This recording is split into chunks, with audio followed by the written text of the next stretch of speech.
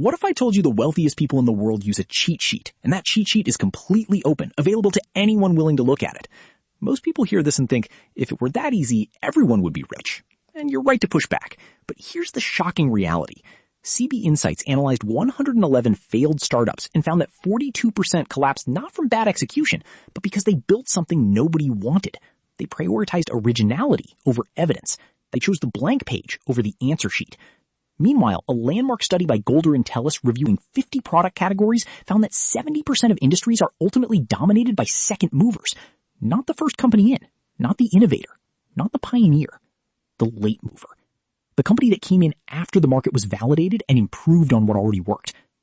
Today we break down exactly how this works, the 3-rule wealth playbook that top performers use to decode, copy, and dominate any market. Let's get into it.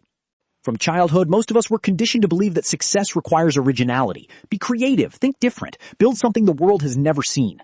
Steve Jobs said it, schools reinforced it, and every startup pitch deck repeats it. But here's the irony. Steve Jobs himself didn't follow that advice.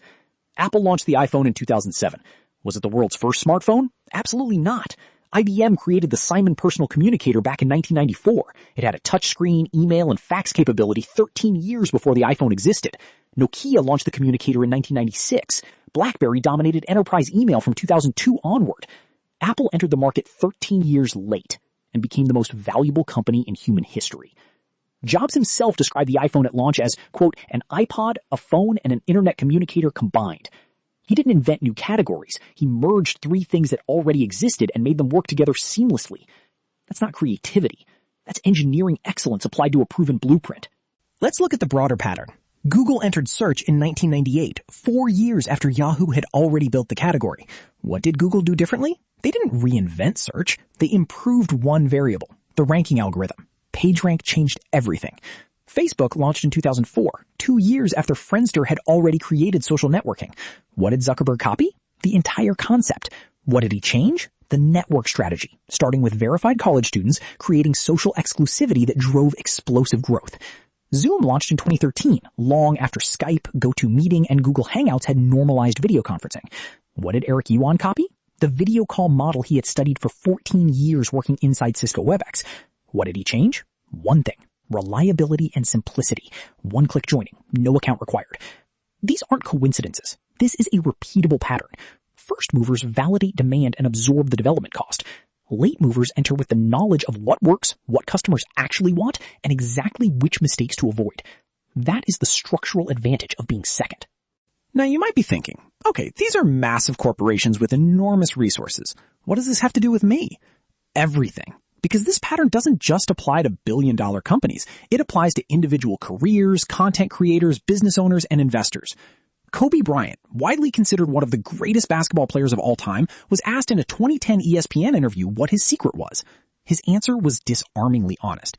He said, I have no new moves. I stole them all. He spent years studying film of Jerry West, Michael Jordan, Kareem Abdul-Jabbar, and Magic Johnson. He reverse engineered their footwork, their shooting mechanics, their timing and pressure situations. He didn't try to invent a new way to play basketball. He extracted the proven formula and executed it with obsessive precision. Pablo Picasso, whose works have sold for hundreds of millions of dollars, spent 18 years copying the masters of Spanish and Renaissance painting before creating his breakthrough work. He famously said, good artists copy, great artists steal. Mozart composed over 600 works, many of which were heavily influenced by Haydn and Johann Christian Bach, before producing what scholars recognize as his first truly original compositions at age 21. The pattern is identical across every domain. Master the blueprint first, then add your layer. Ron Friedman, organizational psychologist and author of Decoding Greatness, spent years studying how high performers across sports, business, and the arts actually develop mastery. His conclusion was clear. Top performers don't rely on talent or inspiration. They reverse engineer excellence. They study the finished product, work backward to extract the underlying formula, and then replicate it systematically. Friedman outlines 4 core steps. Step 1, data collection. You consume and deeply analyze the work of your top competitors and role models, not passively, actively, with a focus on understanding the specific decisions behind each choice they made. Step 2, key variable identification. You isolate the exact elements that separate high performance from average. Is it their opening hook, their pricing structure, their delivery frequency, their tone? Step 3, pattern mapping. You build a replicable template based on what you found, a playbook you can execute consistently. Step 4, apply and iterate. You run the proven formula and add your singular differentiating variable with every iteration. This is not imitation. This is systematic mastery. It's the method that every person you genuinely admire has used, whether they acknowledge it openly or not. Let's apply the 4-step formula to 2 modern case studies that show exactly how powerful this approach is when executed correctly. Zoom, founded by Eric Yuan in 2013. Yuan spent 14 years inside Cisco WebEx, one of the leading enterprise video conferencing platforms of its time. He wasn't observing from the outside. He was inside the machine, watching exactly what worked, what frustrated users, and where the product failed to deliver. When he left to build Zoom, he didn't reinvent video conferencing. He copied the entire model, the market, the use case, the enterprise sales motion. What he changed was one thing: user experience. One-click join, exceptional reliability, a free tier that removed all friction for new users. That single variable, simplicity, drove Zoom to a $150 billion peak valuation. Coupang in South Korea followed the same playbook. Founder Bom Kim studied Amazon's US e-commerce model in detail. He understood the core infrastructure: logistics, warehousing, last-mile delivery, and customer obsession. He copied the blueprint and adapted it to the South Korean market, where dense urban populations made ultra-fast delivery economically viable. His differentiator? Rocket Delivery, launched in March 2014, promising next-day delivery before competitors could respond. That one operational edge became the foundation of a $10 billion public company. Now we arrive at the most critical rule, and the one most people miss. Copying the blueprint is not enough on its own. If you replicate a competitor perfectly, you have a Me Too product with no reason for customers to choose you. The rule is this: copy 80% of the proven formula and win on the remaining 20%.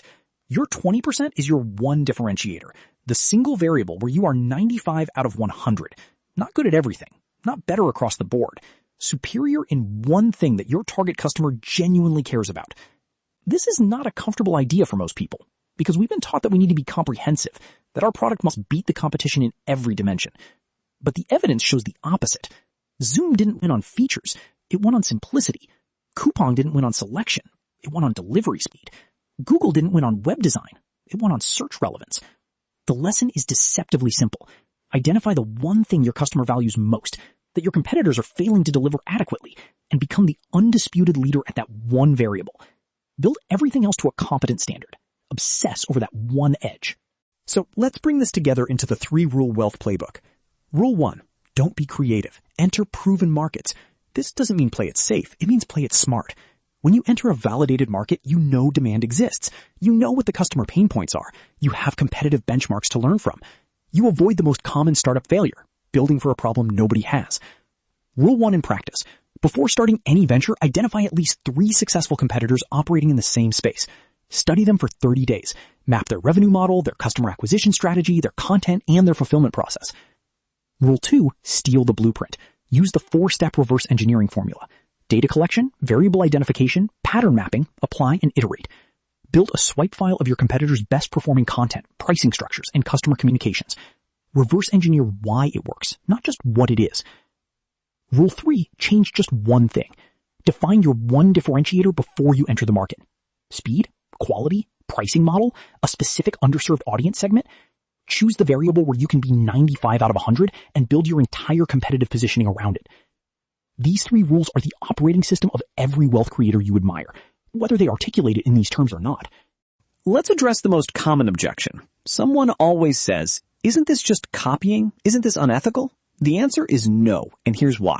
There is a critical distinction between copying the form and copying the formula. Copying the form, taking someone's specific content, code, design, or intellectual property without permission, is plagiarism and illegal. Copying the formula, understanding the underlying principles, market dynamics, and strategic patterns that make something successful, is learning. It's what every business school teaches under a different name. Every Harvard Business School case study is an exercise in extracting the formula from what worked and applying it to a new context. When Picasso said great artists steal, he wasn't endorsing plagiarism. He meant that great artists internalize the principles of what makes art powerful, the use of light, proportion, emotional resonance, and apply those principles in their own voice. When Kobe studied Jordan's footwork on film, he wasn't performing Jordan's moves in identical jerseys. He was absorbing the biomechanical principles and expressing them through his own body and style. The formula is universal. The expression is yours. This distinction is not semantics. It's the core of how mastery is actually built across every domain of human achievement. Here's the most important question you can ask yourself right now. What is your one differentiator? Not your 2 or 3 advantages. Your one. The thing you can be 95 out of 100 at, while the rest of your business runs at a solid, competent 75. This is counterintuitive in a culture that celebrates generalists and demands versatility. But the data shows that the people and companies that achieve outsized outcomes are almost always characterized by deep, singular focus on one specific variable. Jeff Bezos and Amazon obsessed over delivery speed and price transparency.